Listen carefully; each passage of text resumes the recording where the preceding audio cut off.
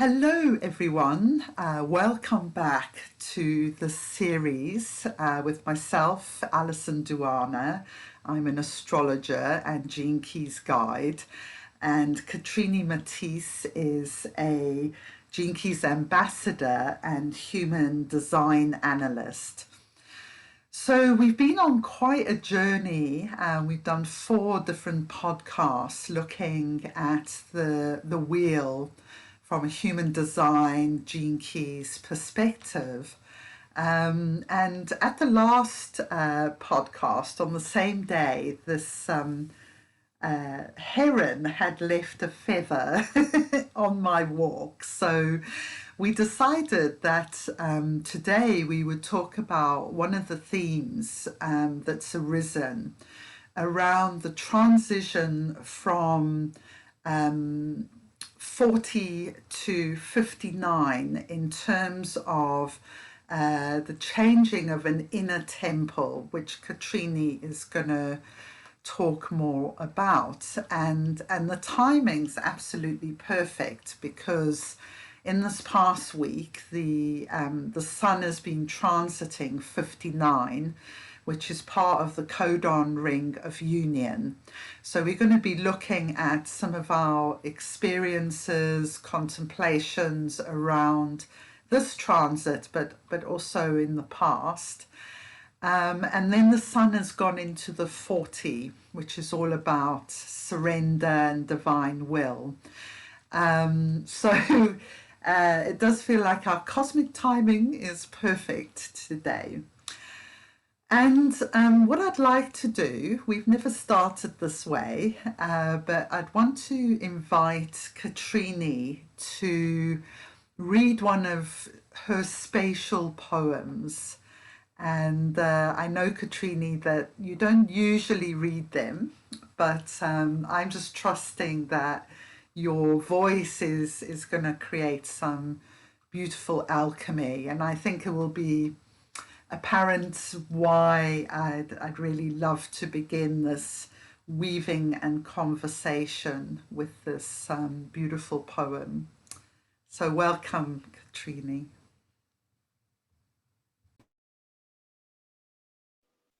Thank you, Alison, for this introduction.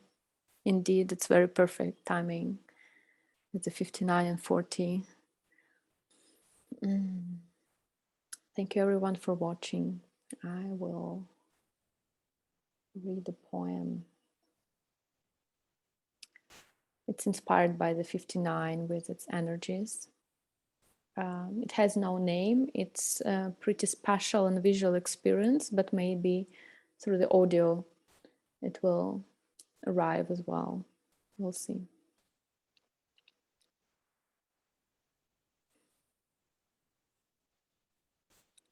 The most empowering singleness. My body is a day alone, sharing the divine will with veneration. Beings is damn thirsty and blobs of transparent silence. Here, an intimate star falls into a core and triggers all else. Shimmering rays spark out, merging. Many dream of aqua. I hear pure rattling dunes. The Lilith is of no circles, fire of whatsoever. The most empowering belovedness. My heart is a camel alone. It happens to be. The flute song, the fluid desert. Romance of an open sky, made of mood. The most touching incarnates. The hot balm of Venus and cool moist of open eyes receives.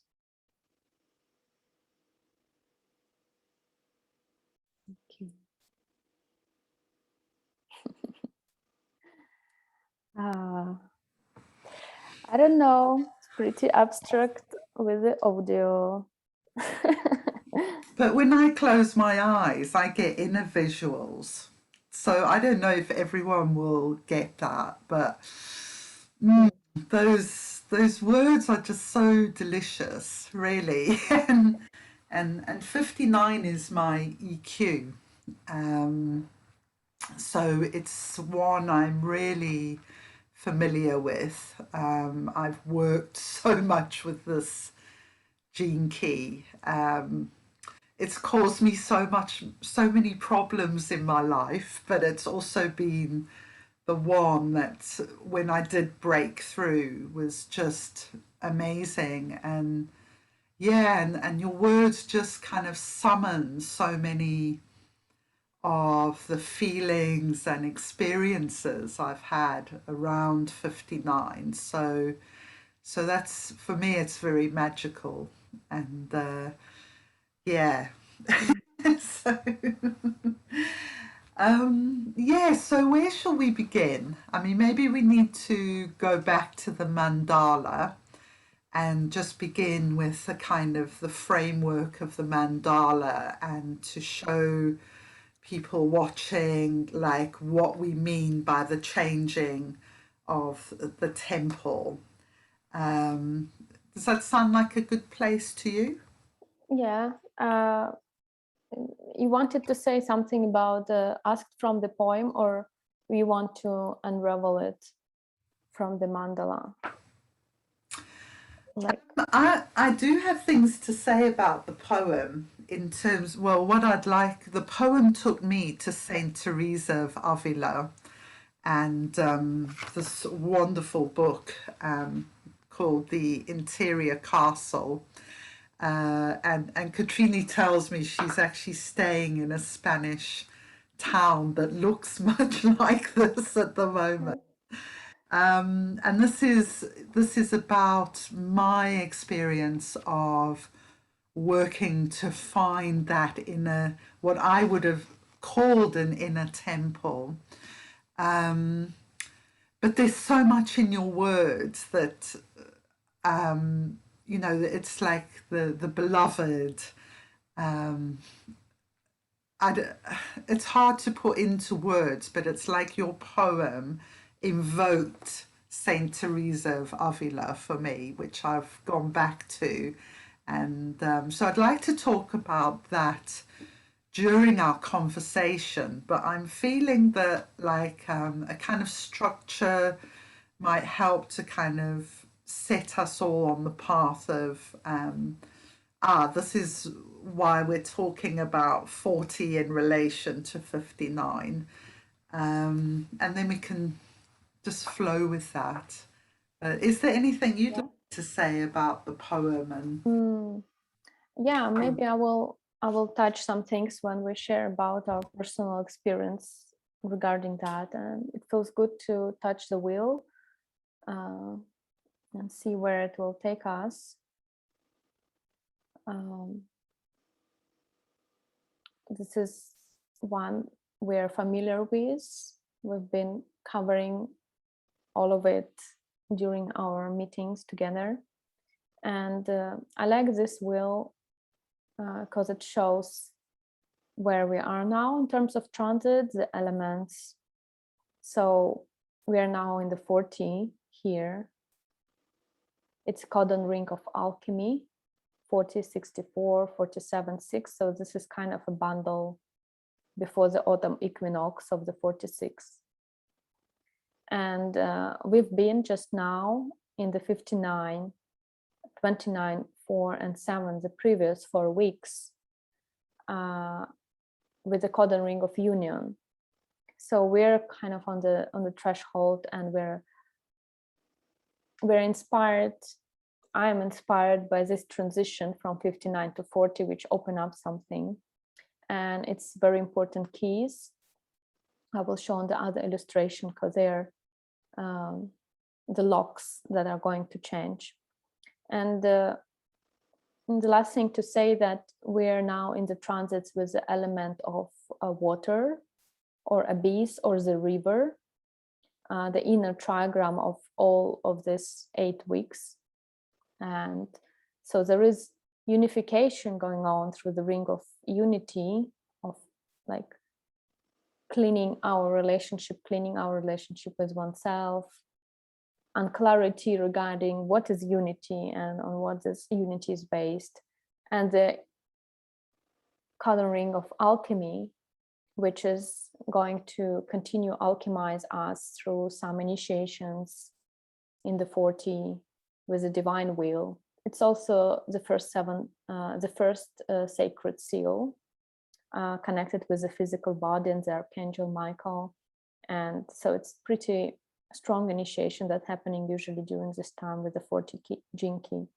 And then there is fires and working with dissatisfaction, going into vitality, and we finish with this freshness and beauty of the heavens when we come to the peace, to inner peace, and to the peace in our relationship, because we get some clarity through this waters and how to say, merging with the moment.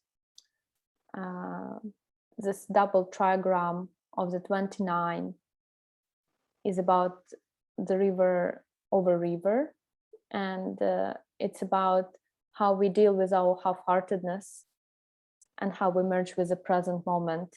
So the 29 and this inner trigram element is saying you have to be in the now, you have to merge with the moment, with your body. You cannot escape what you feel.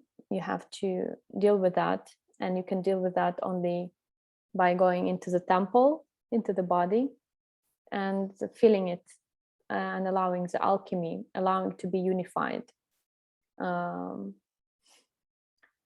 And yeah, the temple is also 46. It's a body key. We were talking about when we're talking about the grail, the blood of the 25, the vessel of the 46, the body, the aura of the 15, and the love of oneself of the 10. So this is the cross of the vessel of love. So we're kind of through this waters bring us into a new body of ours. Could I just pop in and say something on that? Yes. So I noticed yesterday that Ashira, who is an asteroid, who is the wife of God in the Canaanite tradition, so she represents like a part of the divine feminine that's been very repressed. You know, most people have never heard of Ashira, or if they have heard of her, they think that she's evil. So here she is in 25, universal love, beginning a whole new cycle of the zodiac. And then what is amazing is that Mercury is directly opposite her at the point that we cross into the into Libra. So we have Ashira and Mercury, you know, activating very powerfully two parts of this vessel of love right now. And love feels so much part of this 59. You know, without love, the transparency can never come, I don't feel. It's like love is the thing that opens that particular city. Right, I shall go back to being quiet now. Thank you for mentioning that. Yes, like the moment where Richard says that in our activation sequence retreat now, like to go to the peak of the mountain, like we cannot continue being human. We have to believe, to trust in our divine, because those last steps of connecting, of going through the shadow of breakthrough is about something extra. And for me, the 59 and its programming partner 55 is about pointing to that extra, because without that extra, without this divine and trusting in being divine, it's really hard to deal with this kind of cleaning of our DNA, which is happening right now, and the cleaning of inner waters and the programming partner of this element of the abyss, and jumping into the abyss of the waters, the inner fire. Those are codon rings and keys, which are in the earth, where this is where we are grounding, like 59 grounds in the 55, and 55 is this archetype of victim, and how this victim stops being a victim and goes into the freedom and into intimacy, which are programming each other. So there is lots of contemplation around that just by reading those keys, or yeah, they're super powerful. So that I wanted to bring us into this context of the elements where we are, and the temple, which is a 46, which will be in the end of this, going from the 7 key, the gate of the Sphinx, the role, the leadership, and 7 is very much connected to the 59 because they are both role gates, so-called role gates. Role of the self is the 7, and 59 is the role in the intimacy.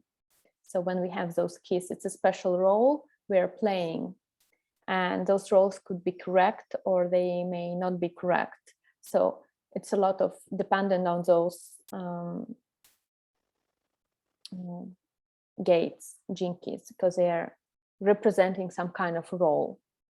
And so from 7 to the 46, this period of time, and what's happening in 2027 is this changing of locks that open the temple. So during all this time, from 6015 to 2027, it's been a 14 gene key, which was all about aloneness, all about this 2 keys, 4037, that creates a channel of community, and a lot of tribalness that's been supporting this cross of planning with different kind of contracts, economical contracts, building communities, providing for community support. So that's what we've been building as humanity for like this 400 years, which we've been successful. And the dramatic thing that's happening with the changing of the locks is that this 40, the builder of the temple, this aloneness means this someone who is deciding with the divine will, with the willpower to build a temple for many, together with this 37 dynamic mother-father dynamic, which kind of creates a community around themselves, is changing into more individual key, which is 59. It's also tribal. Both 59 and 40 are tribal, but 59 by individual, I mean that it's getting more intimate with one's own temple. 59 is connecting to our reproduction system with womb, for the females, with the organs in our pelvis. And it's about reproduction, it's about being fertile. It's a key in the sacral, in human design body graph. It's a sacral, one of the sacral gates, and it's responsible for reproduction together with the 6th gene key, the 6th gate in the solar plexus.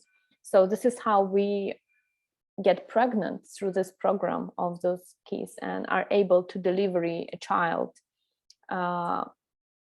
with no consequences. Like there is an energy in the sacral to do that, to get intimate, to conceive, like to have a baby and to deliver the baby, or it can also be creative projects, but anyway, it's the same kind of process. And the change is from aloneness of the 40, which kind of uses its willpower to do something for the tribe, for this social kind of interaction, to the 59, to achieving union and into transparency. So moving from dishonesty into intimacy and into transparency, if we talk in the gene keys spectrum. And we're leaving this energy of aloneness and divine will in terms of the program. So that's a pretty dramatic change. And mostly it's dramatic because the social contracts which we've had, which we've been relying on, economic contracts, they will disappear from the background frequency, which will not support it anymore. So the thing that was an old glue, so to say, that was creating all this exchange or all this delivery of things, because we've made the contract, we deliver things from China, we put things into China, and all around Europe and all around the world globally.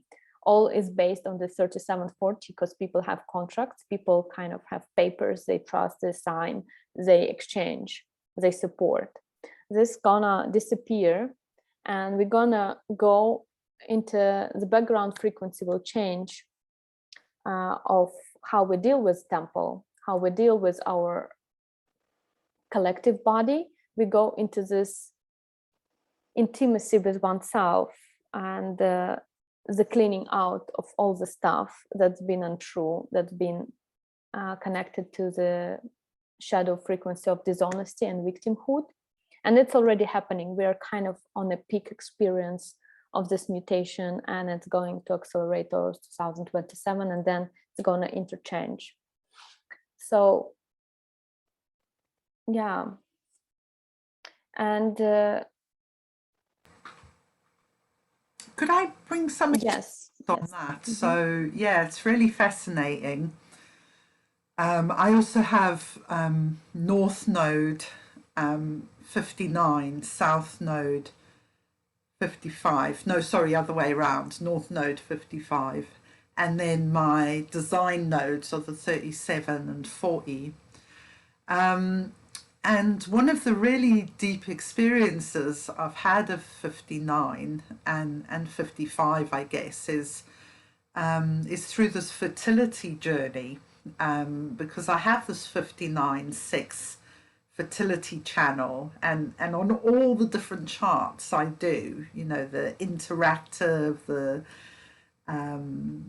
cosmic chart, I always have this 59-6 channel there.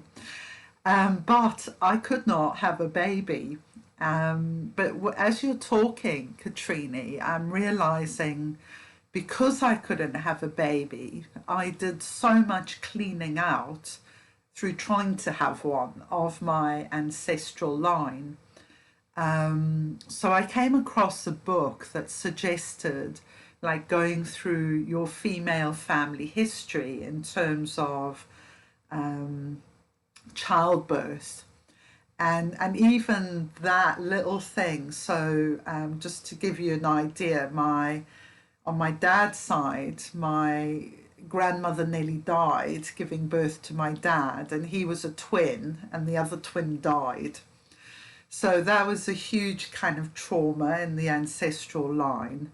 And then on my mom's side, her mom, i.e. my grandmother, that side, was the 13th child, and her mom died in childbirth a couple of weeks after she gave birth to my grandmother. So those have been huge kind of, you know, going into that ancestral stuff, which is kind of not all mine, but it is mine as well to kind of work out, you know, to become conscious of and to realize its kind of impact in the body. And I never actually got pregnant, but I did realize that the reason I couldn't get pregnant is because at that point in my life, when I was young enough to get pregnant, I was unable to open to intimacy. Such was the kind of sexual trauma around my life and my ancestors. So I kind of knew why, and I came to terms with it. But I've only just kind of made this connection actually while I'm listening to you talk. So that's like, wow, and I think that will probably, I hope be relevant to people watching this, how fertility and sex and all these things can become really blocked by these particular gene keys. Um, so yeah, back over to you. Thank you for sharing, Alison. Yeah, I relate to that. When we have something imprinted, when we have these keys, there is specific as well, how to say, karma we're dealing with in this lifetime, like this hologenetic space when we touched, but we touched it, like the whole history of this key through our own individual story. And those who have those keys 59, 55, and you have them in the node, so this is your trajectory. It's and the nodes is a bit different. Being imprinted by nodes is different than being imprinted by planets in those positions, because nodes are kind of holes through which we get the stream, the pure stream, without the stream that is not that has not this information through the planets. So it's kind of a pure stream, and yeah, kind of a scenery, and the roles we see. So it's a bit different than to have it imprinted by the planet. So you're kind of swimming in this environment rather than embodying it. So that's a different story. The node and the planets is a big theme, but I also feel that that's why as well. And like you have to experience it differently and to unfold the theme of intimacy in a different way. And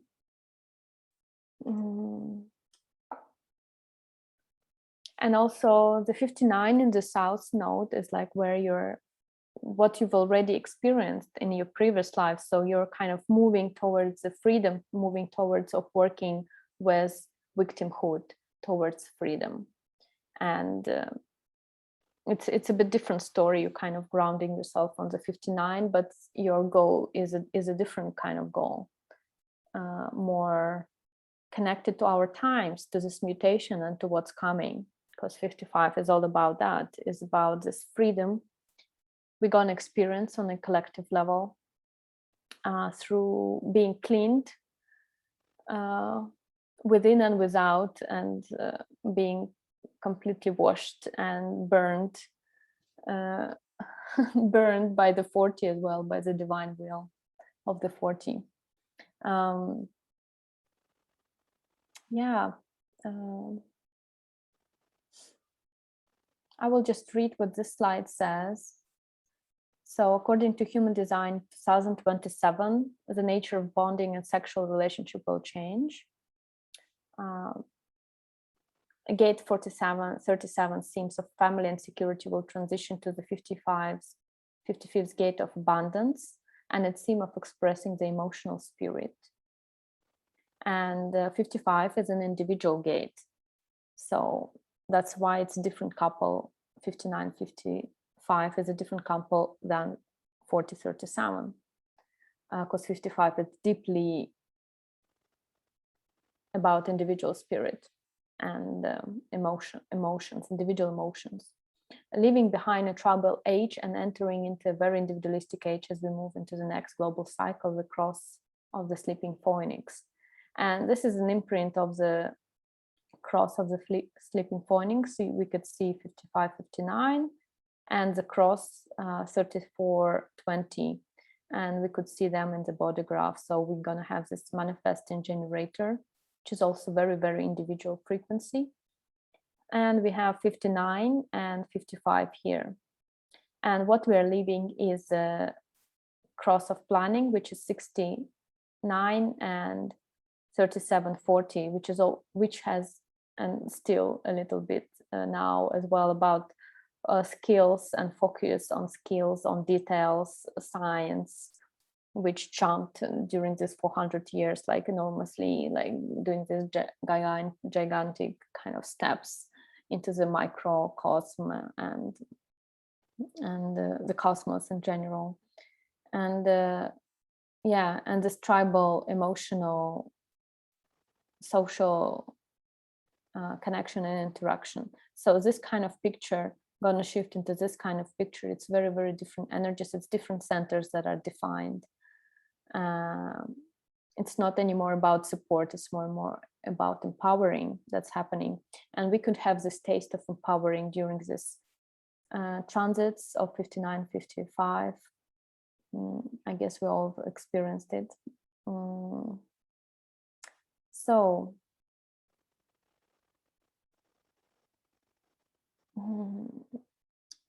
yeah, so I want just to, because this is the programming partner, so we have the temple, the 46, and we have the blood, the way of the 25. And before 25 was kind of the lock, the key was the 37 into this lock, and now the key changes into the 55, and here the lock of the temple has a different key, 40 and 59. So the family kind of being replaced by the spirit, and the aloneness being replaced by achieving union, or we could say in the Jinki spectrum, the tenderness into freedom and the divine will into transparency. So here I'm going to show on this slide, which is all about different epochs and rounds and different changing of cycles, on a threshold of which there was interchanging of the themes. So during the cross of planning, it was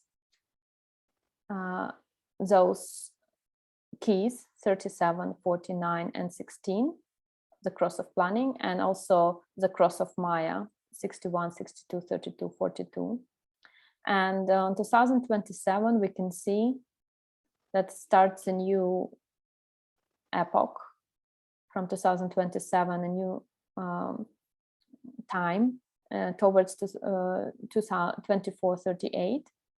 And here's the keys that's going to change. So 37 goes into 55, 40 into 59, 9 into 34, 16 into 20. As well as those keys are changing. 61 into 54, 62 into 53, 32 into 57, and 42 into 51. The gate of shock is one of those keys that we're gonna experience when the background frequency going to change. So it's pretty strong, and the name of it is the cross of the sleeping phoenix. So I guess what we wanted to do is we wanted just to cover, because we've been in the transits, we wanted to share about our 59 experience, and maybe we will go one by one during all of them, maybe together with the transits, maybe quicker, we don't know. So yeah, would you like to share the 59 and 40, Alison? Yeah. So as well as having it on my notes, I also have it as my EQ, actually. So I have both a planetary influence there, and also the nodal influence. And so one of the things, like through connecting with other people with this 59 and my own life, I've realized that when this is active in your chart, you are often have, as a child, situations where dishonesty becomes kind of the normal culture of your family. So there's secrets, there's things that are hidden. Um, so in my case, one of the things that was hidden was that my brother was from another marriage. And then, so he was my half brother, but that wasn't ever talked about.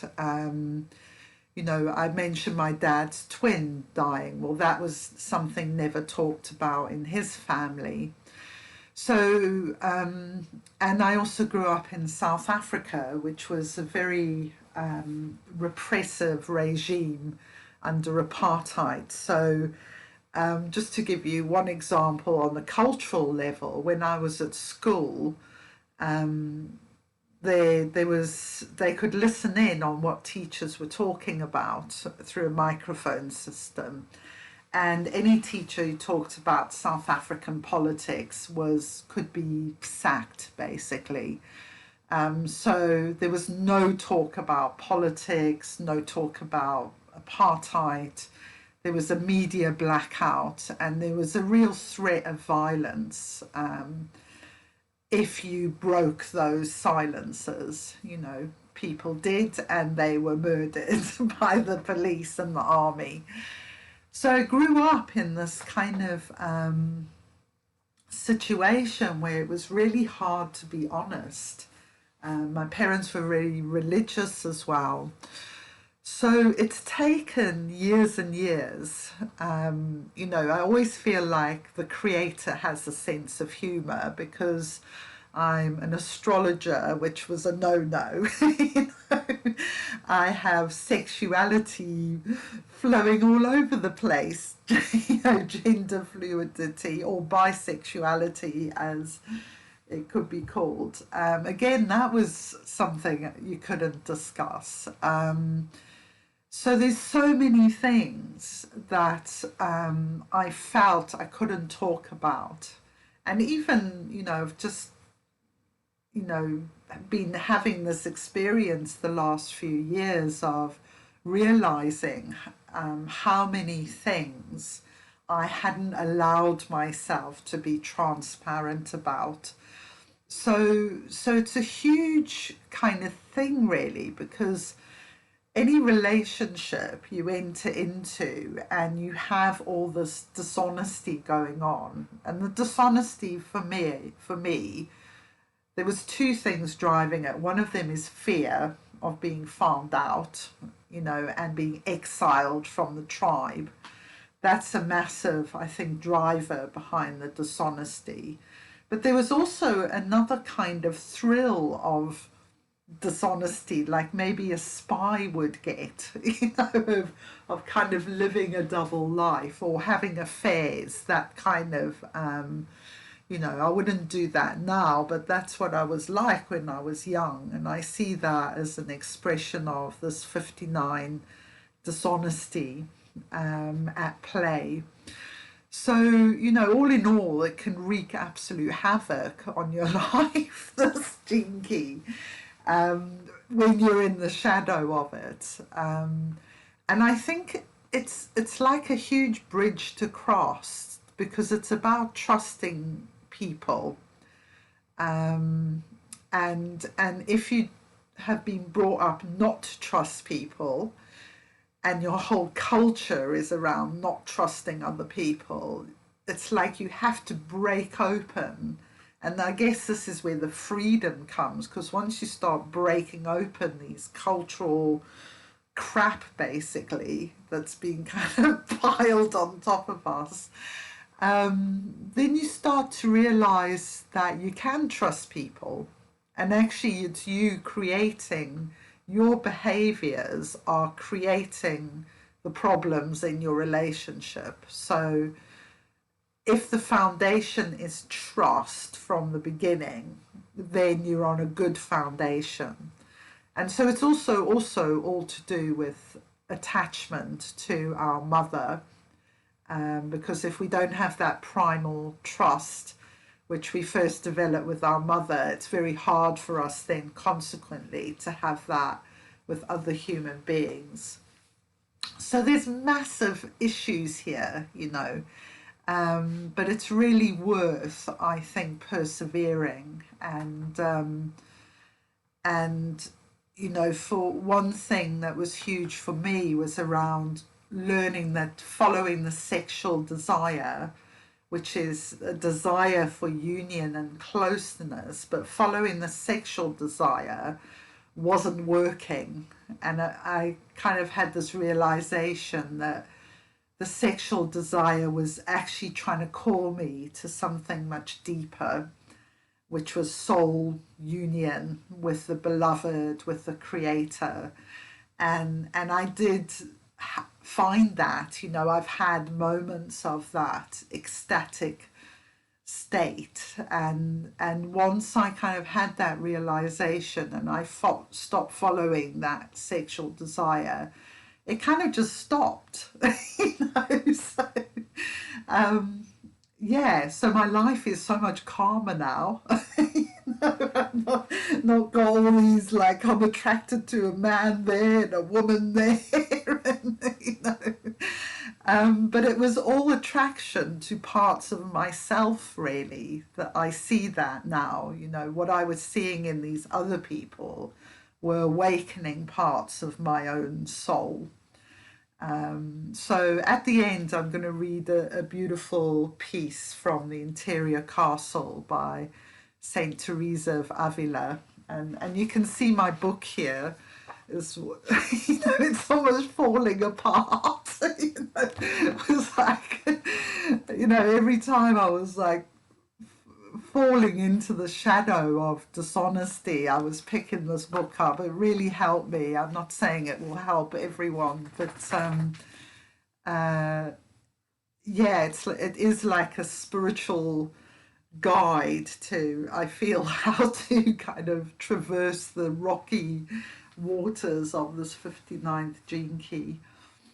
So yeah, no, I just feel like, you know, if I'm so mindful now of when I can't be transparent or when I'm feeling that fear of transparency, you know, and I'm starting to hide, um, and just kind of doing something small to start changing that pattern.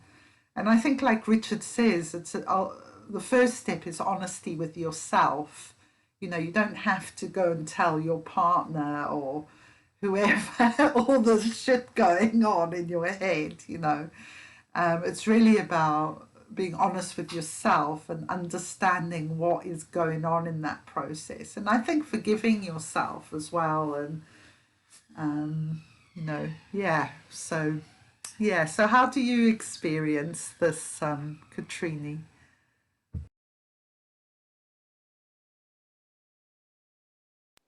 Thank you, Alison, for telling. It's inspiring.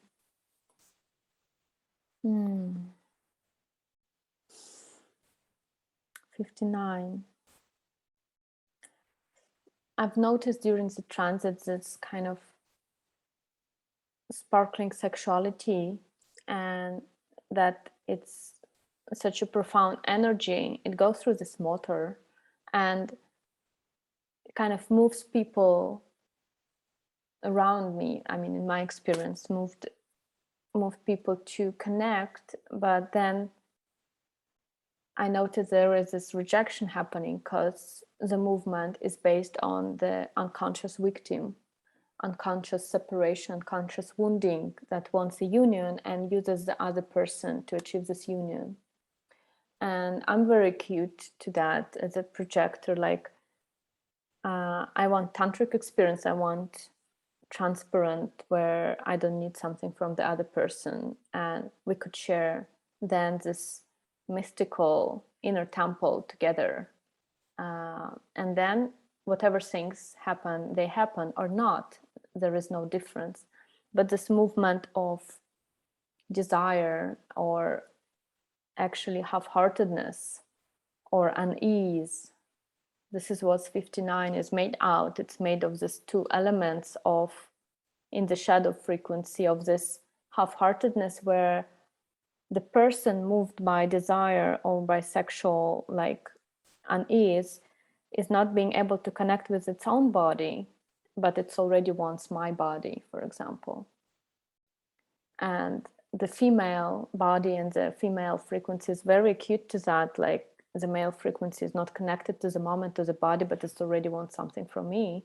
Like it's not possible that it can happen, because then we create even more victimhood, even more separation, actually, through this experience of union. And I was moving with my group, with a somatic group, where we were moving through the spectrum from the shadow of dishonesty into intimacy and into transparency. And I was moving together with people and kind of talking. And I experienced very interesting things of this elements of going from half-heartedness to commitment is already kind of, it says you have to connect with everything that you feel in your body now. All the pain, you have to be transparent with your sexual organs. You have to allow your attention to go all the way and fill up all of the body.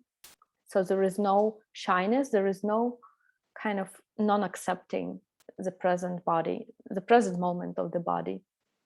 And that going from half-heartedness to commitment within my body is this base of intimacy, from which then sparks this element of wind of the 57, which is the upper trigram, which is moving from unease into intuition. So during these moments with the 59, there is always this presence of intuition that says me, this is not the moment, this is not the right connection, this is not what I want. And in the shadow frequency of dishonesty, like I tend in my previous experiences with partners to kind of ignore the intuition, not committing to my body, because I don't want to feel, I want to jump somewhere without feeling what's really my heart or my body wants. So there was this something that commitment brings intuition. And then I'm able not only to experience what I'm experiencing, I'm not influenced by what other person experiences, so I don't have to fall the victim of someone's desire or my own desire or whatever agenda is going on. I can say, okay, this is a transit, this is an energy, we can sublimate, we can play, and I can follow my intuition, I can follow my commitment. And I'm really free to interact then with the person. I can free to interact with the person's shadow or my own shadow as a reaction to that.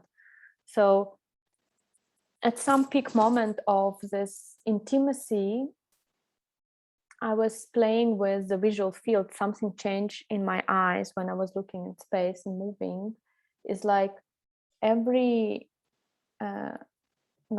object, I experience them like I'm looking at them, and every object becomes intimate. And I'm like, wow, okay, this is this color. I don't have to reject this color. This is just as it is. This object is like this. Or this energy of the 29 of accepting, saying yes to things, to their shapes and colors. So I'm not rejecting and or feeling uncomfortable.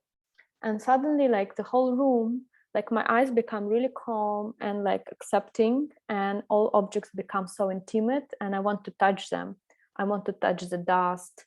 I want to touch the transparent window. Suddenly everything becomes curious. So there is this touchability that appears, and I can touch anything. I can touch ugly or beautiful, attractive or non-attractive. So there is this, what becomes important is this intimacy with things, which I don't initiate, I just experience. And then at one moment, I see that objects, like the room, like starts to fall into my heart, like experience that things start to fall as the blood falling in my heart, and everything touched my heart. That was very strong. Like I look at thing and it kind of falls into me through my eyes, like it doesn't stay in the mind, in the analyzing of the visual field. It kind of, and it touched my heart, and everything starts to touch my heart, and I cannot prevent it. I cannot prevent this intimacy. and it's like start to fall, and it becomes transparent, because there is no stopping of that. There is no fear of that. It touches me so deeply. There is like the fear disappears, it starts to fall, and my body starts to expand. And that was like, wow, okay, my body starts bigger. And then it reached some kind of limit, like I embody the room or whatever. And when we start to shift like into the spectrum, the timing was finished, and we start to shift into transparency. And transparency is not this lightness. Transparency is that everything is present. Yeah, and there is clarity of things being present. The CD of the 57, like clarity and devotion. Like the transparency is devotional clarity. And yeah, it's like there is no agenda anymore. It's like pure freedom with whatever and however things, my body, whatever is. So it's like it's present and it's transparent. And yeah, that was kind of something new in this frequency of mine. And I think I've started to understand what those people who have 59 or 59.6 experience, and why people project on them, because things touching them so deeply, and they're being present with their sexuality and with their body, and that can trigger others or like cause this attraction, because it's so attractive to be near a person who is transparent with its own sexuality.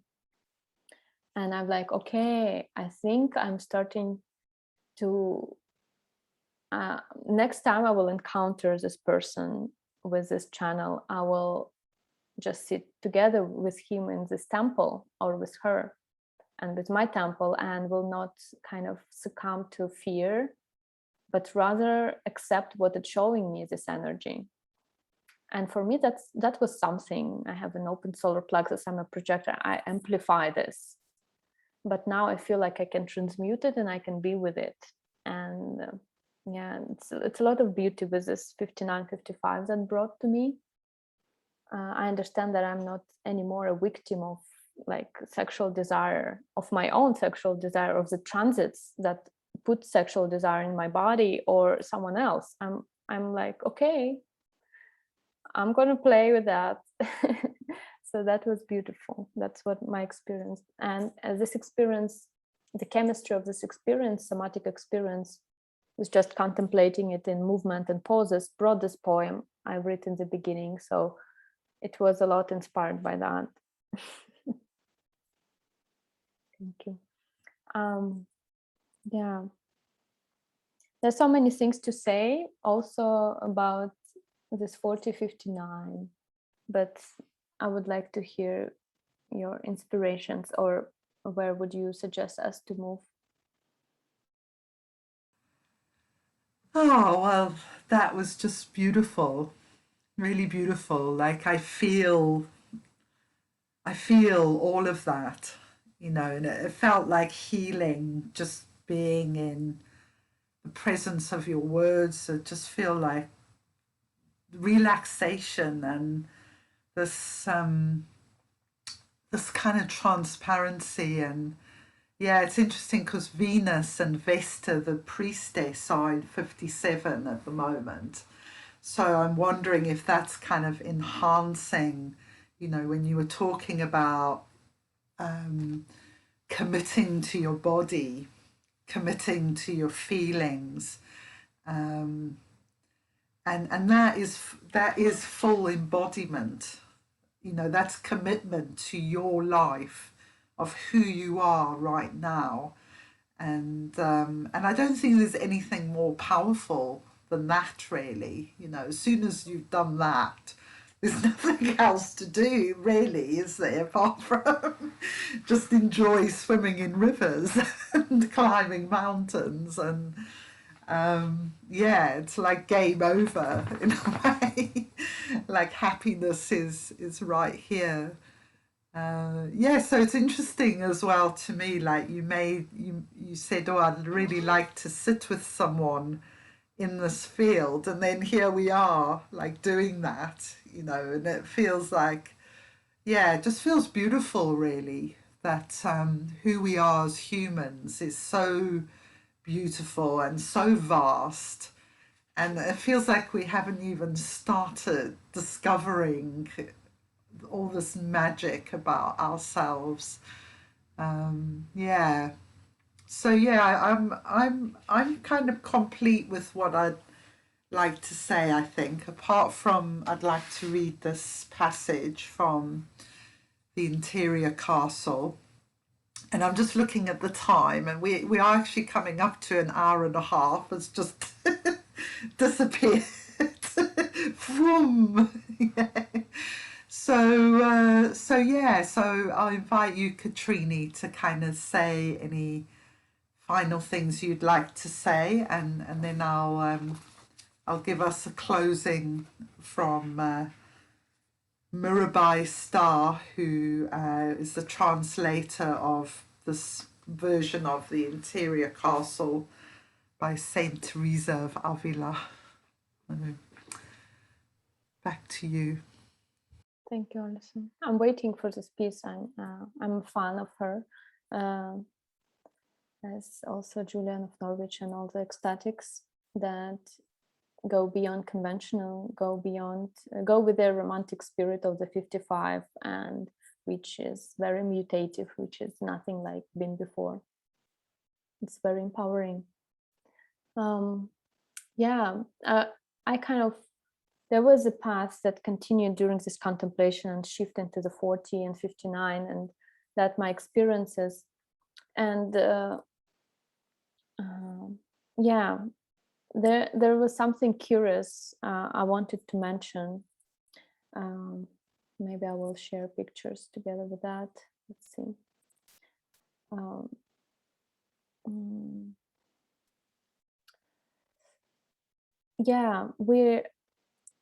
What's happening with the background frequency that we're shifting from 40, 37, the temples we built, our temples, our old body temples, our old outside temples, that's all gonna change because something new is being born by 59 and 55, a different temple, a different form, a different way of relating with oneself, with each other, different DNA, a different emotional system. And but for me, it doesn't mean that 4037 kind of go away, that the communities go away. And Richard Rudd was saying that there is a new kind of constellations going to appear. And it's a big theme of what kind of groups look like, what kind of this collective new we is going to be after 2027, how the new I going to be within all of those.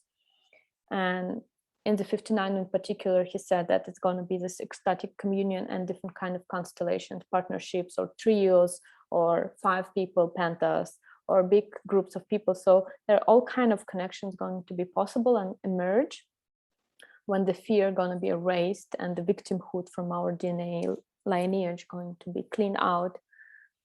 And in the human design mind, I was like, okay, the 4037, no more families, no more support, everyone by himself. And then suddenly, when I was just looking at the logic of the transits, it's something different that appeared, because in terms of the keys, we go from 40 to 59, but in terms of transits, we're going from 59 into 40. And so it's the other way around. And for me, that shows that when the 59, 55 come, there's transparency and intimacy. It's going to be the base for the 4037 to emerge out of it. So the real frequency of 40 and the real frequency of 37, which is this equality, which is this perseverance, or What's the gift frequency of the 40, Alison? Tell me. Is it resolve, I think? Resolve, yes. Yeah. So this Resolve equality and perseverance. and yeah, resolve, perseverance is 38, I think. So Oh. there is this resolve, yeah, which is an equality in the spectrum of jinkies that are being born out of intimacy. Yeah. So the 37 is born out of freedom. So the equality can be based only on freedom. It cannot be this old style equality we're fighting for now. We cannot put this old sticks and old bricks and create an equality. It's out of this purification by the 55, this whirlwind, that the new quality going to emerge, a new equality, and this equality will determine what is a family. It's not this old style family in terms of how to say, in terms of old roles. We know that the 7 and the roles of 55 and the Godhead of thought that kind of learns us, and the codon ring of union been learning us through the ages of we have to follow certain kind of roles and play them out in the Maya. But what happens in 2027 is the Godheads and the program is letting us go, so to say. And there is a good and sad parts because we are dependent on those structures. It's how our brains are made and homogenized. But this what I see is that the will is still there, though there are no Godheads. So out of this freedom, the equality is being born, and out of intimacy, the real resolve is born. So for me, it's also, though the background frequencies change, there is the logic of the wheel, though it's being very different in the spectrum, is still there. So it's like the first time I saw that really 3740, the community and the future communities, whatever shape and form they take, is being born out of the 5559. So it was kind of a beautiful revelation which showed me the other way around of things. And that we are now building through cleaning, through grieving, through investigating, through connecting in a new way with our body and the unknown reality that is around us. This sometimes painful intimacy and kind of very strong experiences is what's happening while we're moving into transparency, from which the real divine will and real resolve going to be born. Real equality out of freedom and tenderness, when there's no more victimhood, when there's no more fear inside the body, inside our interaction. So yeah, that's what kind of a perfect for me point to make. And I'm very glad we have this long pause in our recording videos, because this was important. So the transits came and showed with its frequencies, like different shape and forms within myself, and kind of, okay, bring new commitment, bring new intuition fresh with that. And I have 37 in my IQ, so it's kind of differently, very strongly influenced my mindset. And I thought, how is it possible the 37 going to be gone? And now I realize that I'm participating in this kind of, working with my victims into freedom, and my mind going to change a lot very soon, and it's already changing. So that's beautiful, and I'm very grateful for that. And to further tenderness and intimacy and transparency and freedom, I give the word for our Teresa. Thank you. Oh, thank you. And yeah, I totally feel that this makes total sense to me, that when we reach transparency, it's like we are living the divine will. We have become the divine will, you know, and that just makes sense to me totally through St Teresa's words. I think that she experienced that. Excuse my dog. It's trying to get intimate with me. So this bit at the beginning I'm going to read you is by Mirabai Starr, who's really beautiful.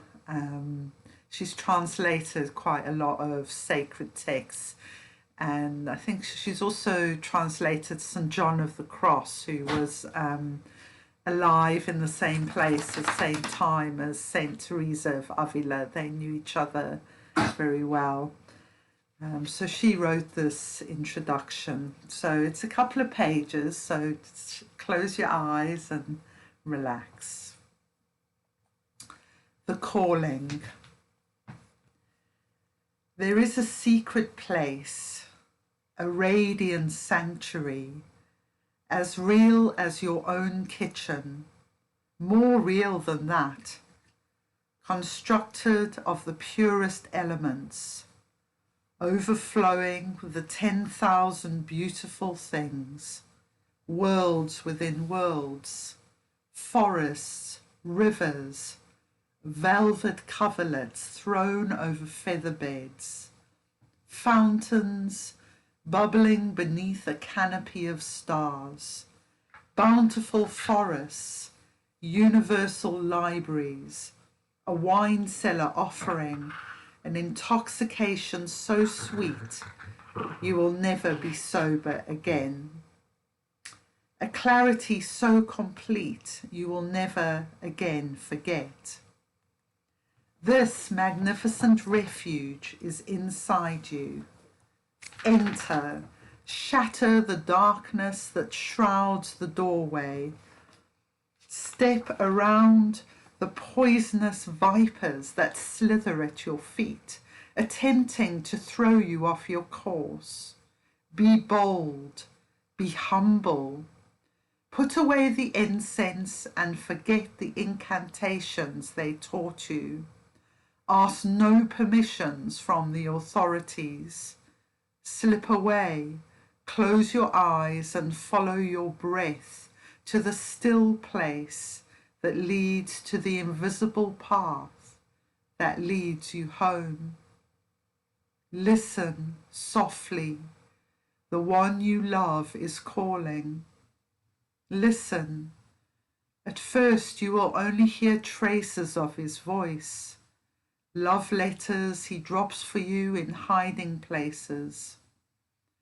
In the sound of your baby laughing, in your boyfriend telling you a dream, in a book about loving kindness, in the sun dipping down below the horizon, and a peacock's tail of purple and orange clouds unfolding behind it.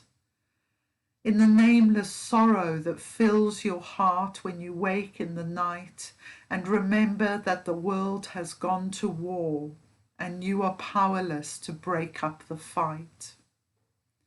Let the idle chatter between friends drop down to what matters. Listen. Later his voice will come closer. A whisper you're almost sure is meant for you, fading in and out of the cacophony of thoughts, clearer in the silent space between them. Listen, his call is flute music, far away, coming closer. Be brave and walk through the country of your own wild heart. Be gentle and know that you know nothing. Be mindful and remember that every moment can be a prayer. Melting butter, scrambling eggs, lifting fork to mouth, praising God. Typing your daughter's first short story, praising God. Losing your temper and your dignity with someone you love, praising God. balancing ecstasy with clear thinking, self-control with self-abandon. Be still, listen, keep walking. What a spectacular kingdom you have entered, befriending the guards and taming the lions at the gate, sliding through a crack in the doorway on your prayer rug, crossing the moat between this world and that, walking on water if you have to, because this is your rightful place. That is your beloved reclining in the innermost chamber, waiting for you, offering wine from a bottle with your crest on the label. Explore, rest if you have to, but don't go to sleep. Head straight for his arms. And when you have dismissed the serpents of vanity and greed, conquered the lizards of self-importance, and lulled the monkey mind to sleep, your steps will be lighter. When you have given up everything to make a friend a cup of tea and tend her broken heart, stood up against the violation of innocent children and their fathers and mothers, made conscious choices to live simply and honor the earth, your steps will be lighter. When you have grown still on your purpose, while everything around you is asking for your chaos, you will find the doors between every room of this interior castle thrown open, the path home to your true love unobstructed after all. No one else controls access to this perfect place. Give yourself your own unconditional permission to go there. Absolve yourself of missing the mark again and again.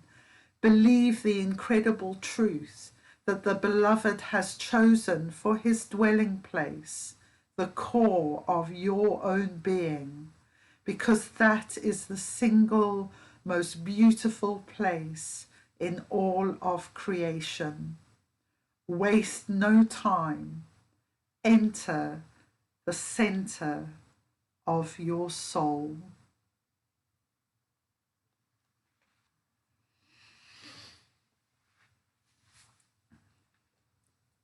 Thank you for being in our wonderful aura of 59 today, and namaste. Go in peace.